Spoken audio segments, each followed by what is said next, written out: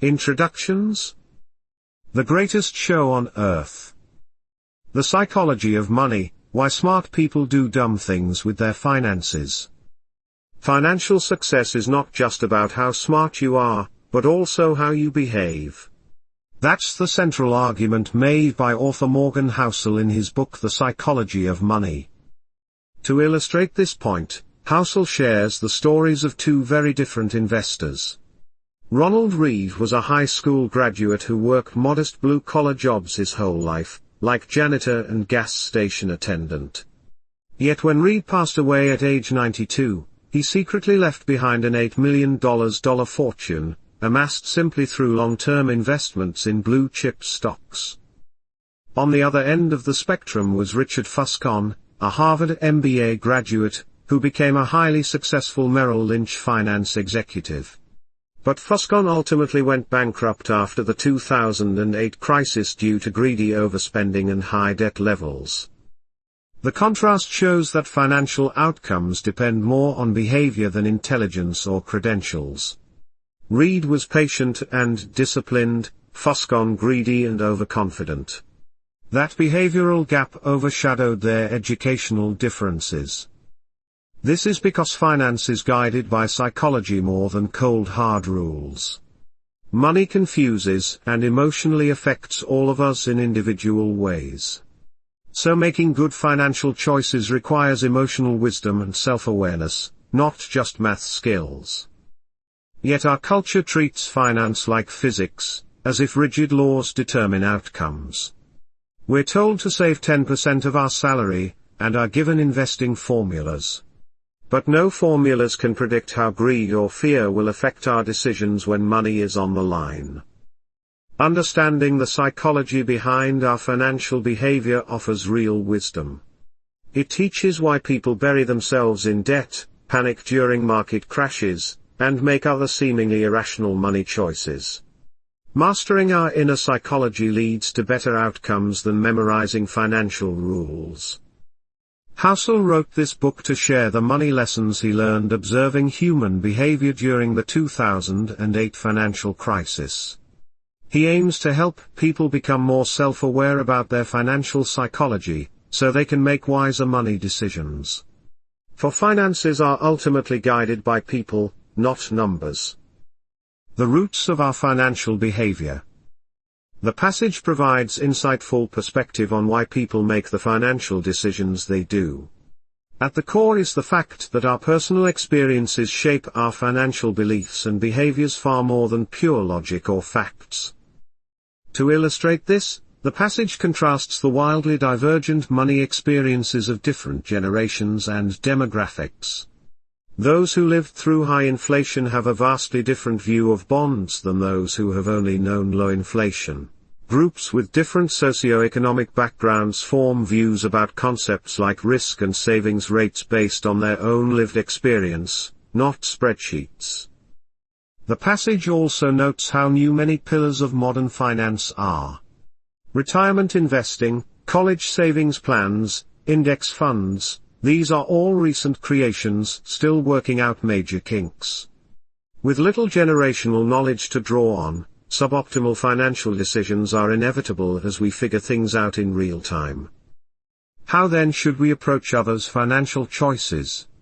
With empathy, seeking first to understand the roots of their views. Just as our own behaviors make sense given our histories, so too for others. The passage reminds us to withhold quick judgment of choices that look odd or extreme through our own lens. Behind every financial decision lies a web of influential life experiences. This perspective can guide personal growth as well. In questioning our own money behaviors, we should examine the formative experiences that anchored them, not just whether they are logically airtight. With self-awareness of what shaped our financial mental models, we can broaden perspective and consider new approaches optimized for the future, not the past. The passage highlights a key truth: our financial behaviors evolve from lived experience more than anything else. Keeping this at the fore can lead to better understanding of ourselves and others when money is involved. The hidden forces behind our financial outcomes.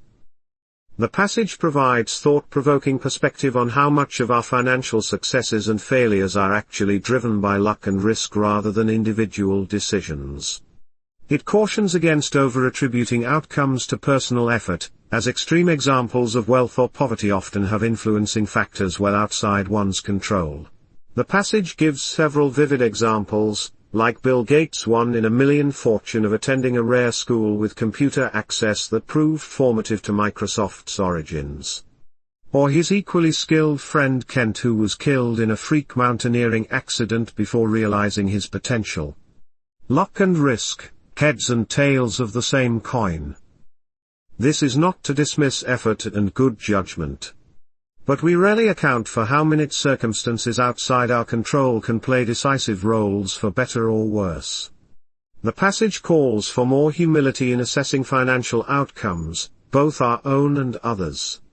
Just as we should not completely credit Gates' success to sheer brilliance, nor should we call those less fortunate lazy. Outcomes have complex roots. This also makes learning from financial successes and failures complicated. We are quick to lionize the billionaire who broke rules or condemn failure as poor decisions. But prudent risk versus reckless luck is a fine line only visible in hindsight. The passage advises studying broad patterns rather than extreme individual cases that tend to have inflated randomness. In closing, the passage reminds us failure can obscure risk just as success breeds overconfidence in luck. Neither is quite what it seems. Maintaining this balanced perspective allows both for accountability and forgiveness when financial expectations go unmet. And arranging affairs to withstand failure gives space for the odds to eventually work in our favor. The elusive concept of enough. What is enough when it comes to money and success? That profound question lies at the heart of the excerpt from Morgan Housel's book The Psychology of Money. The stories of Rajat Gupta and Bernie Madoff illustrate how two incredibly successful and wealthy men were not content with what they had and destroyed their lives and reputations in the relentless pursuit of more. Housel argues that modern capitalism fuels envy and pushes people to constantly reach for the next rung of the status ladder. Social comparison traps us in an endless battle that cannot be won. There will always be someone who has more, much more. Even multimillionaires and billionaires gaze upwards at those with greater fortunes. The key, Housel says, is to realize that enough is not too little. It does not mean settling for less or leaving opportunities on the table. Rather, it is realizing that the ceaseless hunger for more will only push you to regret. Knowing when to stop taking risks is invaluable for preserving your reputation, freedom, family, friends, and happiness. While social comparison is unavoidable today, the only way to win is to exit the game entirely and define enough for yourself. This means halting the endless upwards creep of expectations and desires. Happiness lies in results minus expectations. If expectations continually inflate, you will never feel content, no matter your level of success. The tool for building enough is simple, Housel says, though undoubtedly challenging for many. It does not require risky trade-offs that could damage the invaluable intangibles in life. Finding contentment and fulfillment at some point along the path to material success may provide the only sustainable way forward for individuals and society alike. The power of compounding, lessons from Ice Ages. Morgan Housel's comparison of Ice Ages and compound interest in investing may seem odd, but it contains an important lesson. You don't need a huge force to drive tremendous results if the underlying process compounds. Just as moderately cool summers, not frigid winters, set off a self-reinforcing cycle of snow and ice accumulation leading to an ice age over centuries, so too can small amounts of money, invested early with consistent returns over decades, compound into an enormous sum thanks to the exponential growth curve. Housel argues most people underestimate the power of compounding because linear thinking comes more naturally. We look to earn the highest investment returns in the shortest period of time to get rich quick. But the greatest fortunes tend to come from pretty good returns that you can stick with and which can be repeated for the longest period of time. Time for compounding to work its magic is the key. Warren Buffett is case in point. His skill is investing, but his secret weapon is time. $84 billion of his $84.5 billion net worth was earned after his 50th birthday. Had he started investing later in life and retired earlier, his fortune would have been a fraction of its size. Meanwhile, hedge fund manager James Simons has earned an astounding 66% annual investment returns since 1988, nearly triple that of Buffett. Yet Buffett is far richer, because he has compounded for 70+ years compared to around 40 years for Simons. Compounding remains a wildly counterintuitive force. In sum, when seeking to solve the problem of building wealth, we often overlook the simplest but most powerful tools, the exponential growth curve over long time horizons. Our linear thinking blinds us. The lessons from the accumulated snow and ice sheets of the ice ages serve as apt reminder. The skill of staying wealthy. Getting rich and staying rich require two distinct skill sets that rarely occur in the same person, as illustrated by the contrasting stories of Jesse Livermore and Abraham Germansky. Livermore made a fortune shorting stocks during the 1929 market crash while Germansky lost everything. Yet just a few years later, Livermore had lost his entire fortune and committed suicide. These stories reveal a profound insight. Survival is the critical factor for long-term wealth creation, not clever investments or even business success. As the old saying goes, the only way to stay wealthy is through some combination of frugality and paranoia. The math of compounding favors survival. Compounding investment returns only work their magic over long periods of time. Even modest returns can grow fortunes given decades to accumulate. But realizing these outsized returns means surviving the booms and busts of markets and avoiding forced selling at inopportune times. Warren Buffett's partner Rick Guerin provides a cautionary example. Despite matching Buffett's skill, Guerin used too much leverage and got wiped out during a bear market, forfeiting decades of potential gains. Avoiding ruin lets compounding do its work. Cultivating a survival mentality. Optimism fuels risk-taking and wealth creation, but unbridled optimism contains the seeds of its own destruction. The survival mindset balances optimism with a healthy paranoia, embracing contradictions. It plans for adversity while hoping for the best. Margin of safety provides wiggle room for when plans go awry. Conservative spending, reasonable leverage, and flexibility are invisible portfolio assets. Room for error increases the odds of getting to the future unencumbered by past mistakes. The survival mindset accepts short-term destruction on the way to long-term progress. Market crashes, recessions and business failures are not anomalies but regular aspects of a growing economy. Periods of pessimism are inevitable, despite improving standards of living over time. In conclusion, survival may not be glamorous, but it allows compounding to work its magic.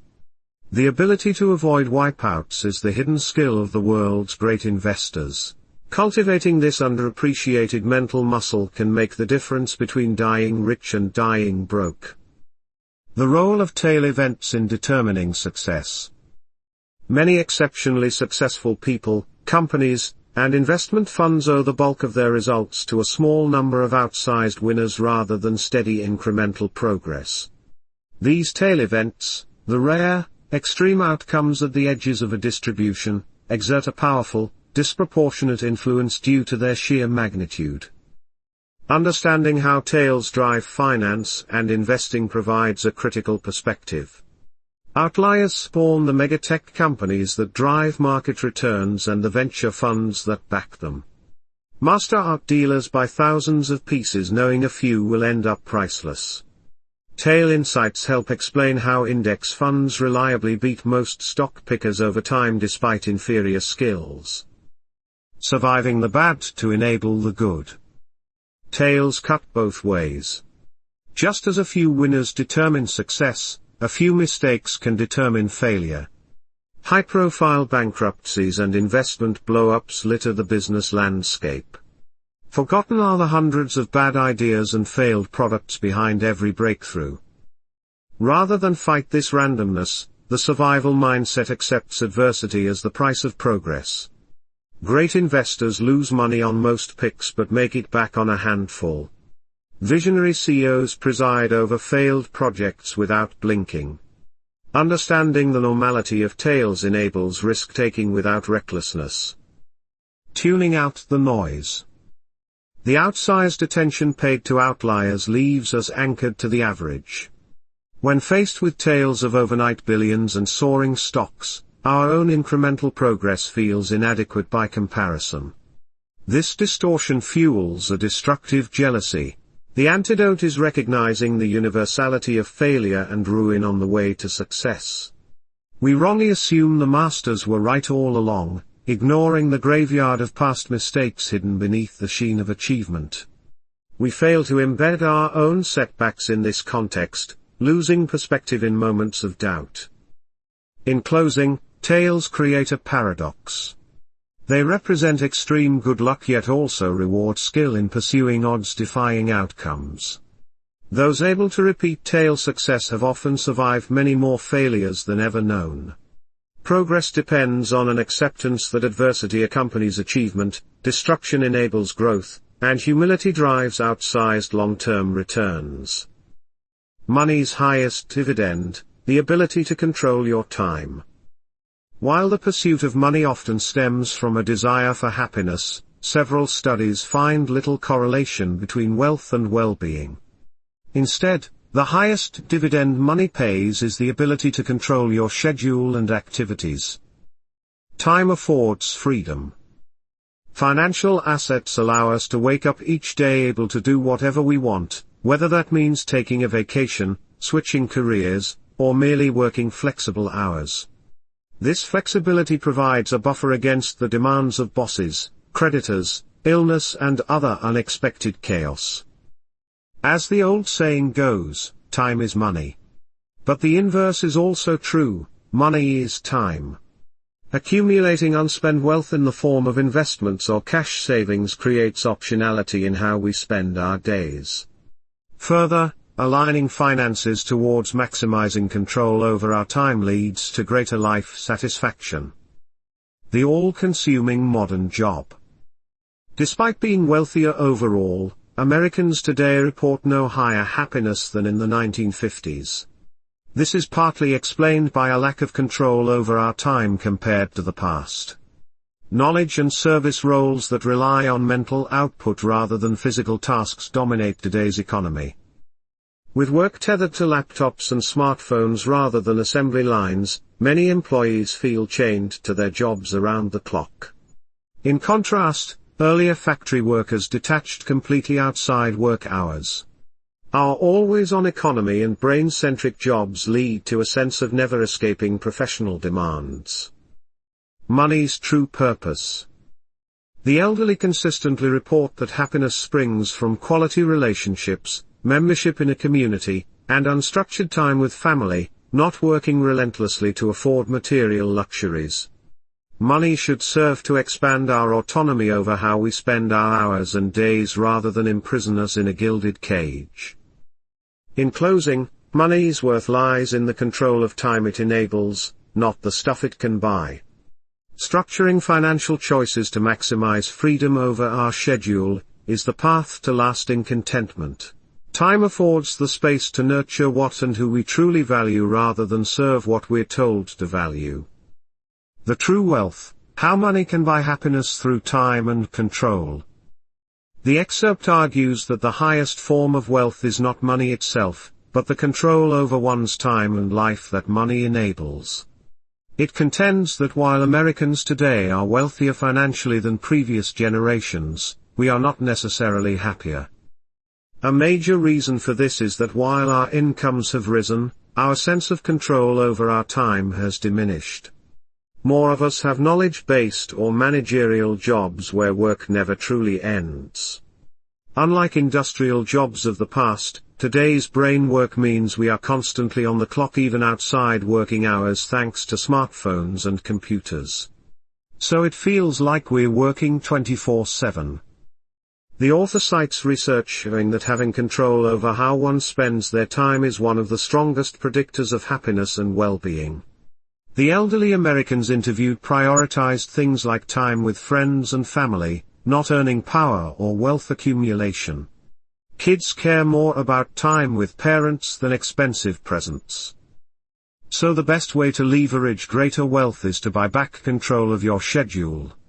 This could mean things like the ability to take time off work when sick or after a layoff without going broke, retiring when you want to rather than when disability forces it, or working flexible hours that better suit your lifestyle. Using money to reduce financial fragility leads to a greater sense of independence and autonomy. The author argues we should acknowledge that humans crave control over their lives, which money can provide. But satisfaction won't necessarily come from just making more money to buy more expensive things in an endless cycle.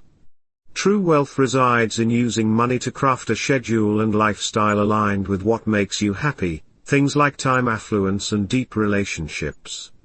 Our incomes have risen substantially, but our happiness has not kept pace because we have relinquished control over our schedules. Using money to take back that control could be the path to finding wealth's greatest intrinsic value. The empty promises of wealth signaling. The excerpt examines the common but mistaken belief that flashy displays of wealth, like luxury cars, large homes, and expensive jewelry, will earn one admiration and respect from others.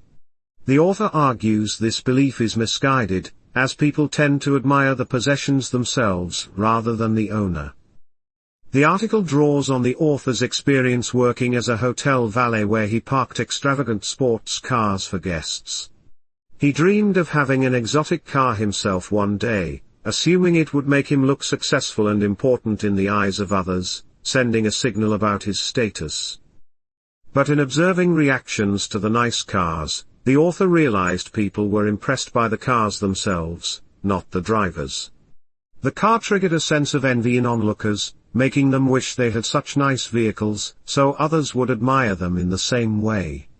The focus stayed on the car, rarely extending respect or admiration to its owner sitting in the driver's seat.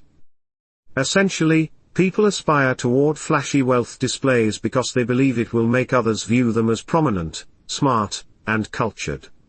But the reality is that observers simply experience car/house/jewelry envy rather than sincere respect for the owner. The possessions become benchmarks for what others wish they had in order to be admired. This reveals an irony about wealth signaling via luxury goods. People want nice things because they believe it will make others think highly of them. But in fact others are too focused on fantasizing about having those nice things for themselves to pay much genuine admiration toward the owners. The author concludes that while there's nothing inherently wrong with pursuing wealth and some luxury goods, those who want true, sincere respect from others should focus on cultivating things like humility, kindness, and empathy. As opposites of hubris and conceit, these traits are more likely to earn genuine admiration than any sports car or mansion ever could. The invisible nature of true wealth. The excerpt makes a critical distinction between being rich and being wealthy. Richness is defined by current income that funds a lavish, materialistic lifestyle full of flashy cars, clothes, vacations, etc. But true wealth is far more invisible, residing in assets that haven't yet been converted into extravagant visible possessions. Wealth is financial flexibility, savings, unspent income. In essence, it's money you don't see. The author recounts working as a hotel valet where he'd park ostentatious sports cars for guests. It was easy to assume these people with $100,000 vehicles were wealthy. But in getting to know some owners, he found they were merely rich, spending an outsized chunk of income to appear rich via a luxury car. Their vehicle gave the illusion of underlying wealth that wasn't necessarily there. This speaks to a broader point. In modern life, full of Instagram displays and status symbols, people constantly conflate being rich with being wealthy. They believe wealth is owning expensive things. So they make purchases to signal a wealth they don't actually have, keeping little in leftover savings or assets. Rihanna's near bankruptcy despite income highlights this tendency. But wealth is best embodied by those who don't spend. It's the nice cars not purchased, the vacations not taken, the apparel foregone. Unspent income earns options and flexibility down the road. It takes self-control and rejecting instant gratification, like losing weight through diet and exercise rather than eating more calories. Getting rich allows current consumption, getting wealthy enables future consumption. This invisible nature of wealth makes it harder to learn and model financial success for one's self. We see private jet photos from celebrities but not their mundane brokerage accounts slowly accumulating through patient investing. The thriftiness of a secret millionaire like Ronald Read was only appreciated widely after he died, not before. When success is showy, it captures attention and imitation. When it's subtle, it doesn't. In the end, what counts as wise financial behavior depends on one's goals. But the author notes it's important to be cognizant of the difference between chasing visible richness today versus building invisible wealth for tomorrow. Splurging on toys for status tends to eventually catch up with your actual economic realities. But restraint and moderation can pay compounding dividends over decades. Discerning between the two is vital for making informed money decisions. The underestimated power of savings. The excerpt makes an impassioned case for why everyone should be saving money, not just those aiming to buy a house or retire someday. It argues that savings earns extraordinary yet underestimated returns by providing flexibility, resilience, and control over one's time. This theme is introduced through an analogy to the 1970s energy crisis. Experts warned we'd run out of oil given growing demand and capped supply. Yet we overcame shortages not by discovering more oil, but through improving efficiency, using less energy to power economic output. Conservation proved more powerful than new extraction. The author argues this same principle applies to personal finance.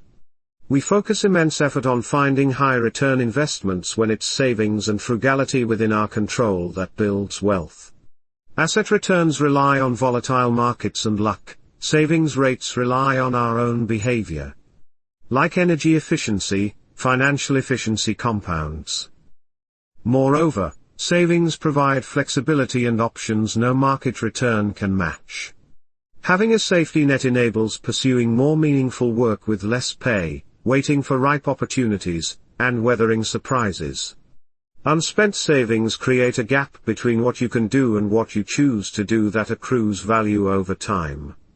It grants control over your schedule that is key for happiness.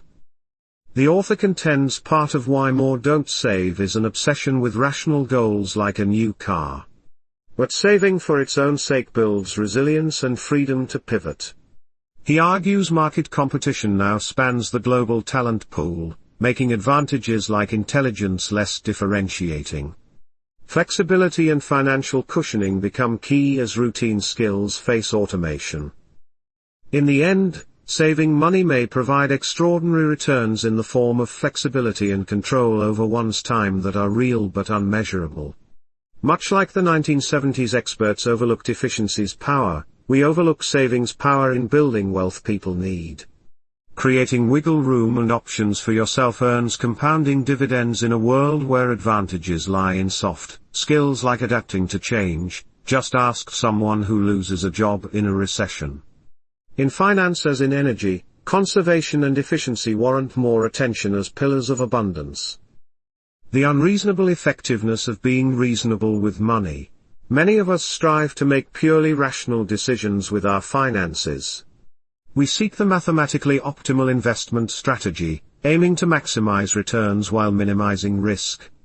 However, as the provided passages argue, this emotionless approach often fails in practice.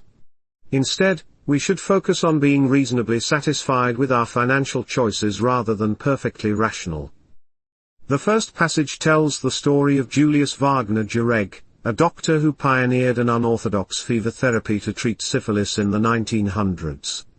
Although science now shows fevers help fight infection, we universally fear and suppress them because they cause discomfort. This reveals an important truth: people base decisions not on cold logic but on reasonable tolerance of pain or other negatives. Similarly, the second passage advises applying a good enough mindset to personal finance instead of seeking theoretical perfection. Harry Markowitz, pioneer of modern portfolio theory, constructed an initial 50-50 stock/bond portfolio based on minimizing future regret rather than mathematical optimization. While not fully rational, this splitting of differences was a reasonable compromise between risk and return. The Yale study proposing aggressive leveraged investing for retirement may be mathematically sound, but laughably ignores real human behavior. No one could stay committed after losing their entire savings, rendering the strategy wholly unreasonable. Thus, something can be technically true yet contextually nonsense in money matters. In fact, lacking emotions about investments increases the odds you'll abandon them during hard times. But passion for a company's mission or product can provide necessary motivation to persevere. So contrary to the archetype of the coldly rational investor, you should try to love what you own. That emotional durability quantifiably boosts your chances of long-term success in the market. Home country bias in investing is technically irrational yet reasonable because familiarity lends the faith to back strangers. Individual stock picking likely won't beat indexes but satisfies a human desire for adventure. Most market forecasts fail but offer needed psychological direction. And Jack Bogle made index funds his life's work while still investing a bit with his active manager son, because family reasons can override philosophical consistency. In all these examples, the technically imperfect but emotionally satisfying path prevailed over textbook rationality. Perhaps we should judge financial decisions not by their optimality in a vacuum, but by their reasonableness for real human beings, in full context of our complex behavioral wiring. Aiming for contentedness rather than perfection may empower surprisingly effective money moves.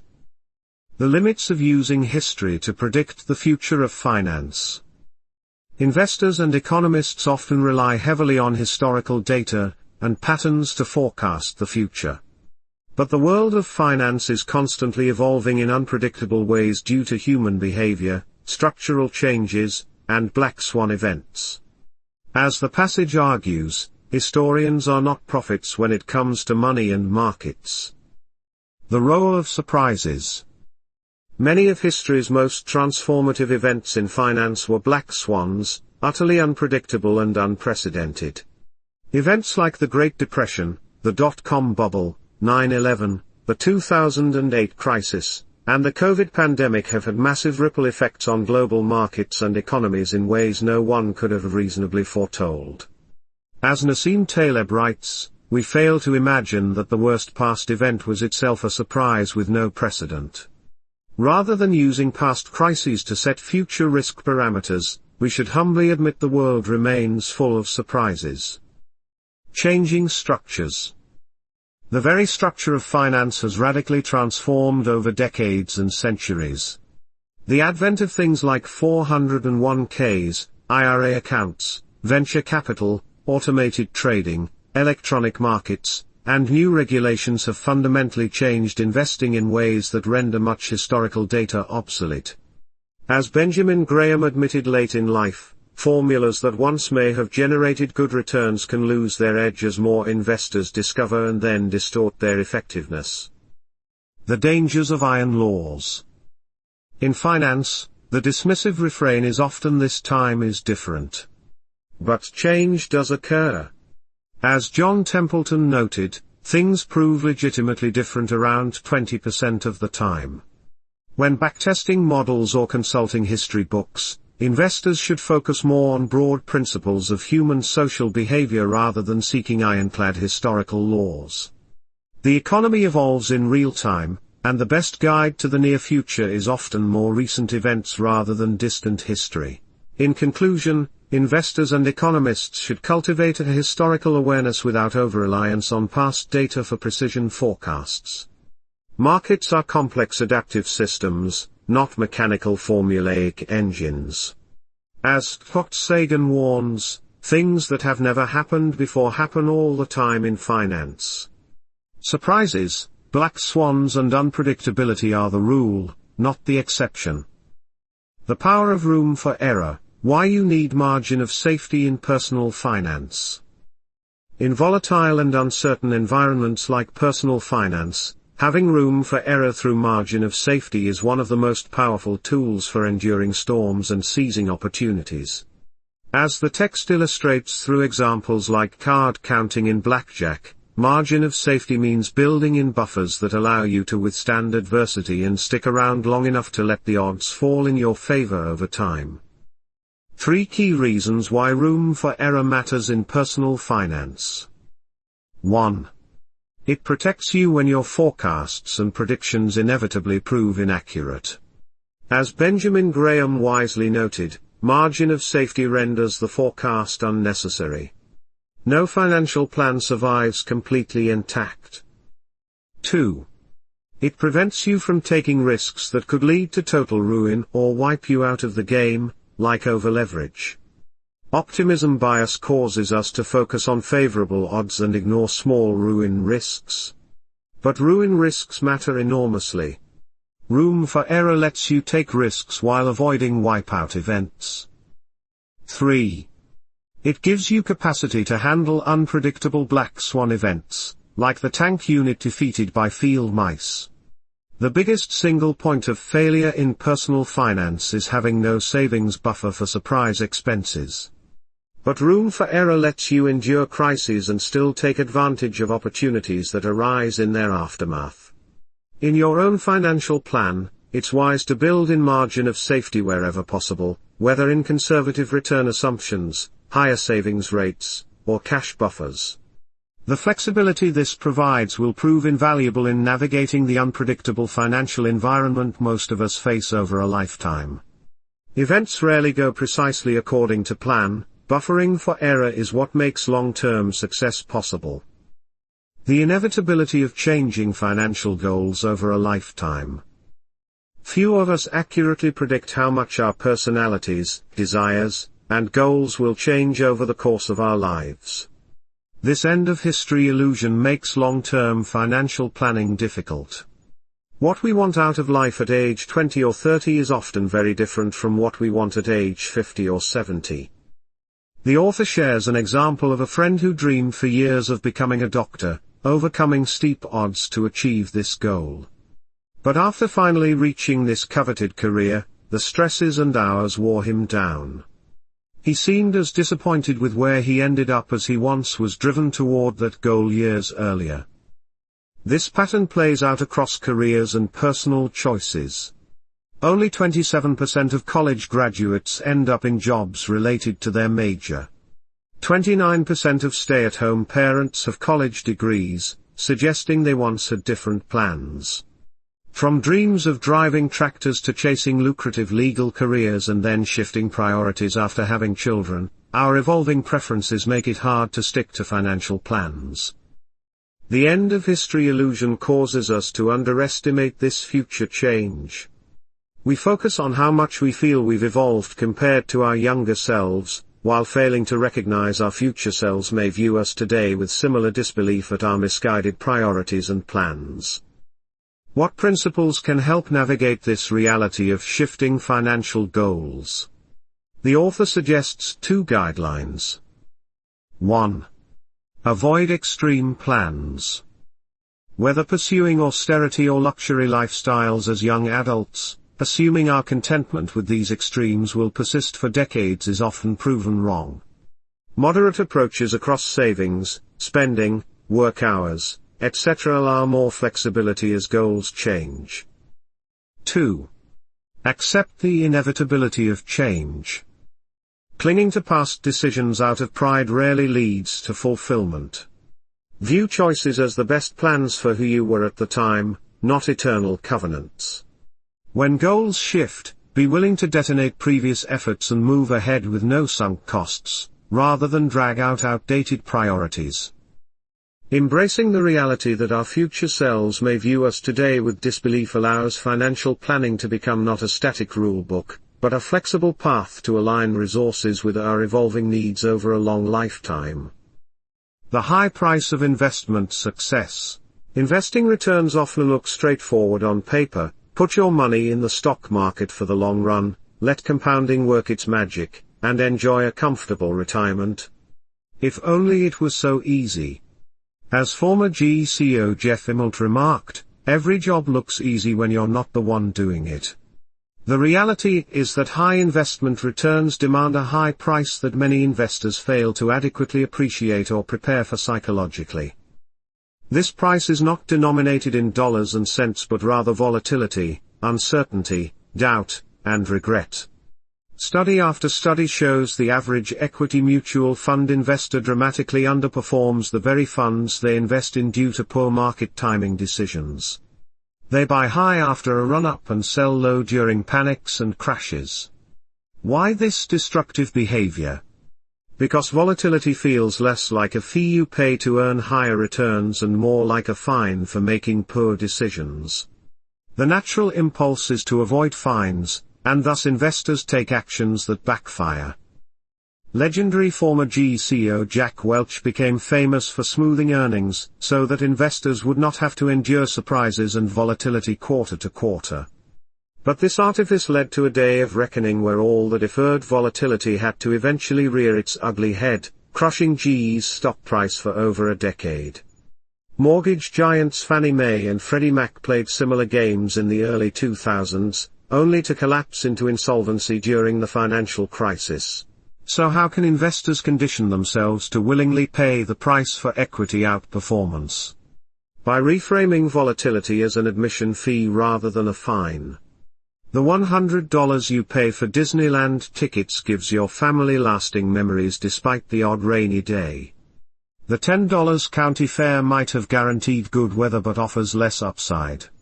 Similarly, cash and bonds spare you short-term uncertainty but likely hamper your long-term returns.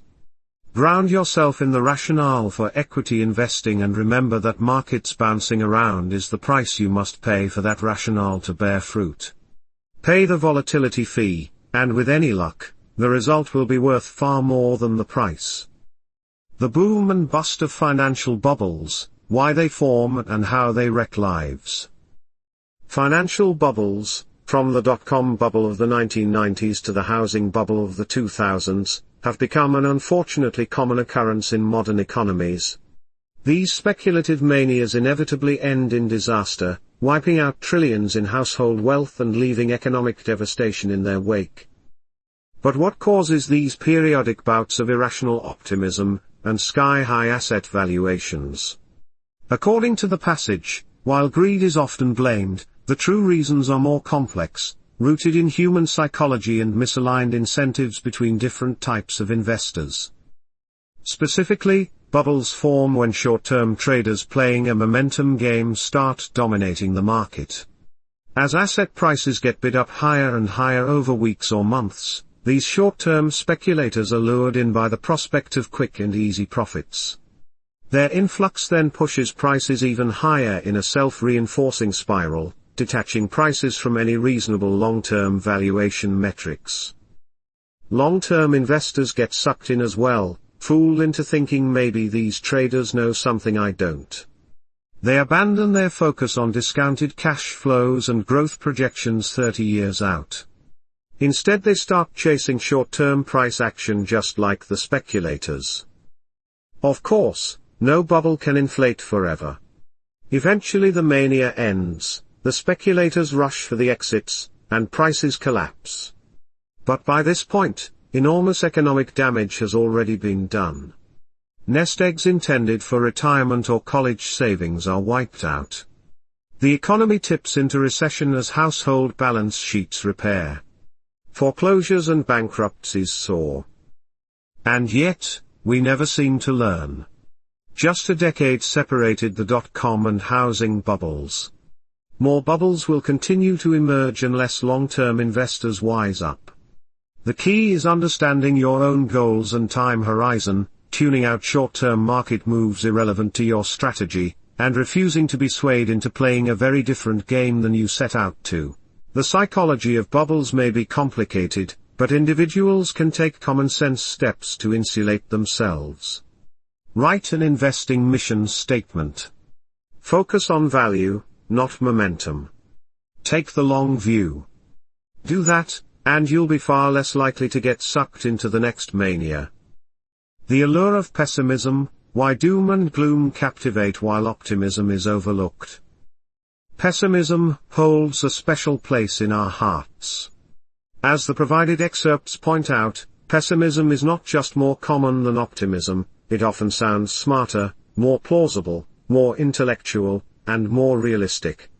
Prophets of doom captivate attention and admiration, while optimists are frequently written off as naive, oblivious to risks, or downright embarrassingly mad, as author Matt Ridley puts it. But why does pessimism have such strong allure and staying power? As explored in the excerpts, there are several key reasons. 1. Loss aversion is evolutionarily ingrained. As psychologist Daniel Kahneman explains, organisms that treat threats as urgent have better survival odds. This instinctual asymmetry between negative and positive makes us latch onto risks and threats. 2. Money's ubiquity means financial threats affect everyone. If the economy catches a cold, we all sneeze. Stocks crashing make headlines even for non-investors. There's no avoiding systemic financial risks. 3. Pessimists often extrapolate trends without accounting for adaptation. As in Lester Brown's ominous 2008 prediction about oil, straight-line extrapolations fail to account for market dynamics and human ingenuity under pressure. Necessity drives invention. 4. Progress happens slowly while setbacks are sudden.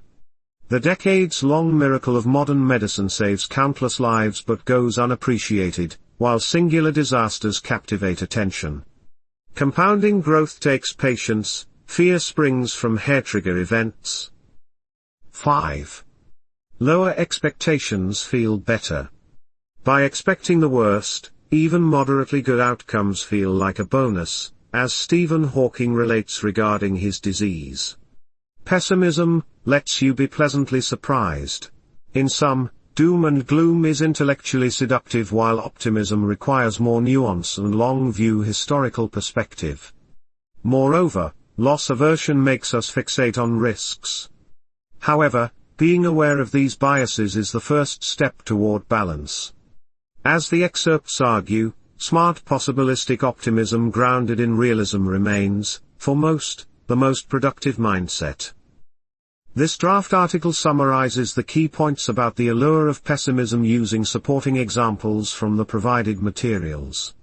Please let me know if you would like me to modify or expand the piece in any way. I'm happy to refine it further as needed. The power of financial narratives. The economy experienced a shocking downfall between 2007 and 2009. An outside observer circling above and taking in the tangible signs, the cities, factories, patents, and technologies, would have barely noticed a change. Yet the net worth of U.S. households plunged by $16 trillion. Why? Because the stories people told themselves changed. Narratives, the explanations we craft to make sense of complex systems, are a potent force shaping financial decisions and markets. 3 key insights around narratives stand out. 1. When the stakes are high and solutions limited, people readily believe appealing fictions. This drives bubbles and adherence to financial quackery. History shows that in desperate times, people will believe anything, whether it's medieval bloodletting or today's active fund managers. The tendency persists because the big rewards, however improbable, are so alluring. 2. Everyone has an incomplete view of the world's complexity. We paper over holes in our understanding with internally coherent narratives. Even authorities like the Federal Reserve or professional historians struggle with gaping blind spots.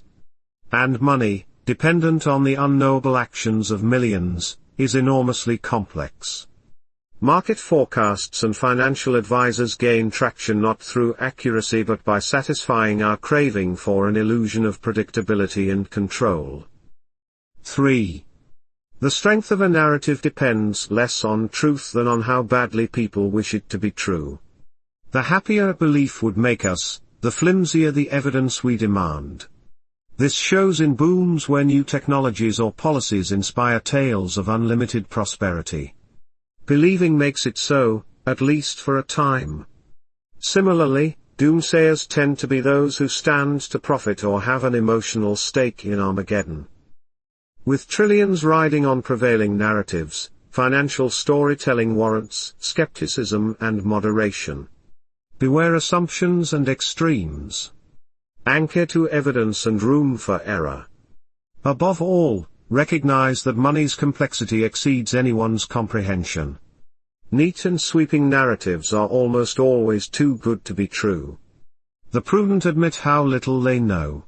The dangers of financial advice, lessons from medicine. The tragic case of Clarence Hughes reveals an important lesson about financial advice.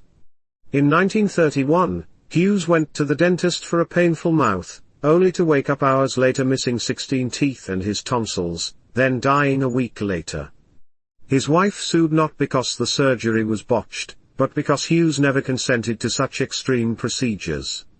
At the time, consent between doctor and patient was hazy. The prevailing medical wisdom was that doctors know best how to cure the patient. As the article argues, this paternalistic view of medicine parallels how financial advisors often view their role. They believe they know the universal right approach to managing money. But finance, like medicine, is complex and personal.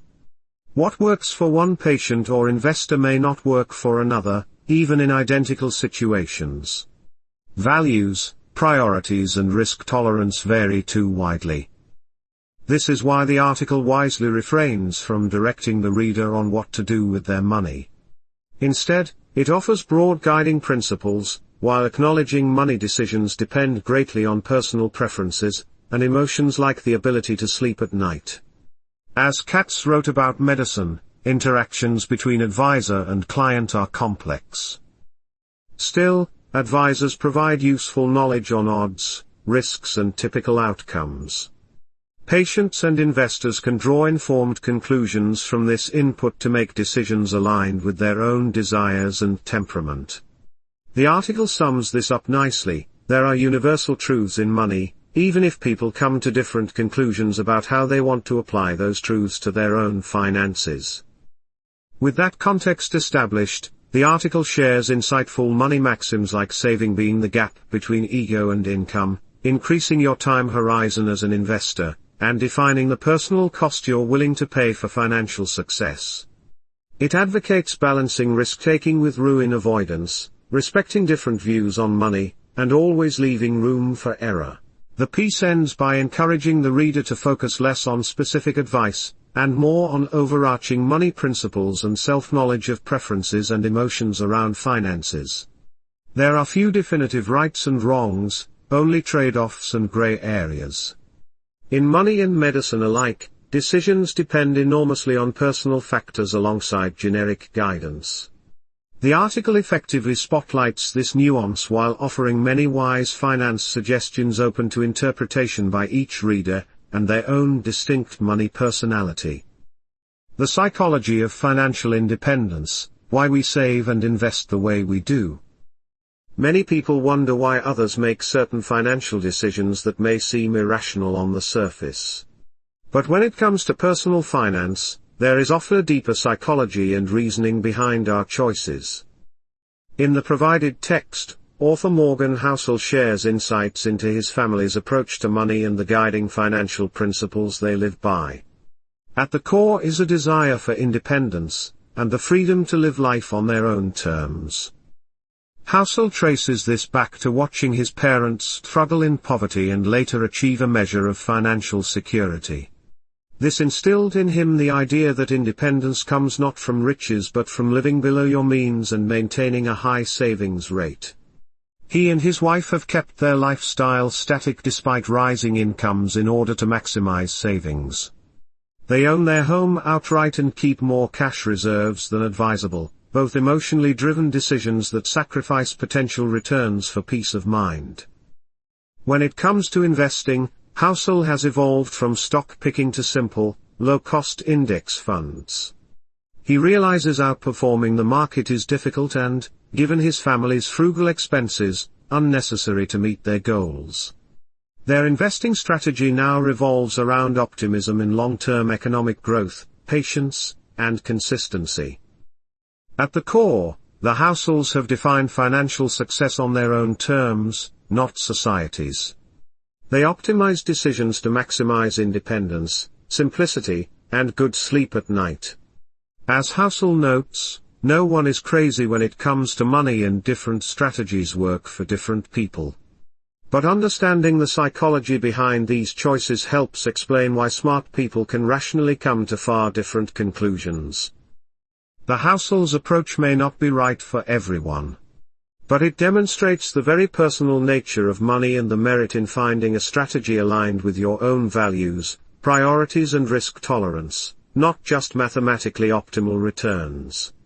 Their journey highlights the benefits of financial independence as well as the human factors underpinning all investment and savings decisions. The evolution of the American consumer, how expectations lag behind economic reality. The passage provides a sweeping overview of the major economic events in America over the past 75 years and how they have shaped the psychology of the modern consumer. It argues that consumers today have expectations rooted in the prosperous, egalitarian economy of the 1950s and 60s, even though economic realities have diverged sharply from that period. Bridging the gap between expectations and reality drives much of the discontent and desire for radical change seen in recent political movements. The rise of middle-class America. In the 25 years following World War II, America experienced unprecedented economic growth that was widely shared across income levels. Pent-up consumer demand was unleashed, fueled by easy credit, low interest rates, and rising wages for the middle class. Importantly, this era saw the income gains of the poor rise nearly as fast as the rich. The result was a strong, secure middle class with relatively egalitarian lifestyles. Debt levels climbed but incomes rose in tandem, keeping household debt manageable. The slow rise of inequality. Starting in the 1970s, economic growth continued but became more concentrated among the top income tiers. Middle-class income growth slowed. Americans still held on to expectations of rising living standards from the post-war boom, but reality diverged as inequality widened. To sustain consumption increases, middle-class Americans turned to ever-rising levels of debt. The growing chasm. In recent decades, incomes for the top 1% have skyrocketed while middle-class incomes have stagnated. However, post-war expectations of egalitarian lifestyles continue, driven by media depictions of luxury and wealthy lifestyles. This fuels middle-class families to take on unsustainable debt burdens to finance inflated lifestyle expectations. The Great Recession provided relief on debt levels but did little to reverse inequality trends. The backlash of unmet expectations. Various political movements like the Tea Party and Occupy Wall Street can be seen as a backlash to the growing gap between middle-class expectations of prosperity and the economic realities people actually face. With expectations slow to evolve, anger and desire for radical change may persist even if incomes recover somewhat for the middle class. There are parallels to the unrest of past eras when expectations collided with harsh realities. Bridging this expectation gap is critical for social cohesion and economic stability. Educational efforts are needed, but likely insufficient alone given psychological attachment to expectations.